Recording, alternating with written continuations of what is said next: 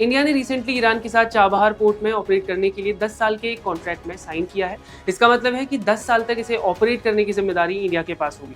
दोनों देशों के बीच ये डील हुई मंडे को और अब इस डील को अमेरिका पसंद नहीं कर रहा है। बता दें कि अमेरिका शुरू से ही इस डील के अगेंस्ट में रहा है और अब वो इसका विरोध भी कर रहा है। अमेरिका ने इसको लेकर एक वार्निंग भी दी है। अमेरिका ने कहा है कि ईरान के साथ ट्रेड करने वाले किसी भी देश पर सैंक्शन लगाए जाने का खतरा है और हम जानते हैं कि ईरान और इंडिया ने चाबहार पोर्ट से जुड़े एक एग्रीमेंट पर साइन भी किए हैं। अमेरिका के इस बयान के बाद फॉरेन मिनिस्टर एस जयशंकर ने भी इस पर जवाब देते हुए कहा है कि इससे इंडिया को लॉन्ग टर्म में काफी ज्यादा फायदा होगा। I did see some remarks which were made, but I think it's a question of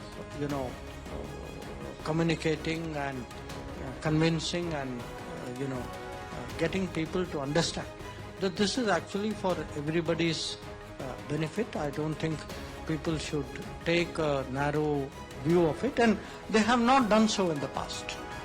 So if you look at even US's own attitude to Chabahar in the past, the US has been appreciative of the fact that Chabahar has a larger relevance. So we will work at it. पहले समझते हैं कि India को इस deal से क्या फायदा होने वाला है। ये पोर्ट ईरान के साउथ ईस्ट कोस्ट पर है और पाकिस्तान बॉर्डर से काफी ज्यादा पास है। इससे इंडिया को सेंट्रल एशिया का डायरेक्ट एक्सेस तो मिलेगा ही।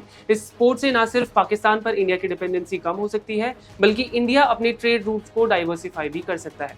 चाबहार पोर्ट अफगानिस्तान जैसे लैंडलॉक्ड कंट्री और उज्बेकिस्तान, कजाकिस्तान और तुर्कमेनिस्तान जैसे सेंट्रल एशियन कंट्रीज के साथ ट्रेड के लिए खास तौर पर बेनिफिशियल हो सकता है। इन सभी बेनिफिट्स के अलावा दोनों देशों को इकोनॉमिक बेनिफिट्स भी इस डील से होंगे। चाबहार पोर्ट की कार्गो हैंडलिंग कैपेसिटी भी बढ़ेगी, एफिशिएंसी बढ़ेगी और ट्रांसपोर्टेशन कॉस्ट भी घटेगी। इंडिया, ईरान, अफगानिस्तान और सेंट्रल एशिया के बीच ट्रेड को बढ़ावा भी मिलेगा। इसके साथ ही जियोपॉलिटिकल इन्फ्लुएंस, एम्प्लॉयमेंट अपॉर्चुनिटीज और दोनों देशों के रिलेशंस को और ज्यादा अच्छा करने में भी इस डील से मदद मिलेगी।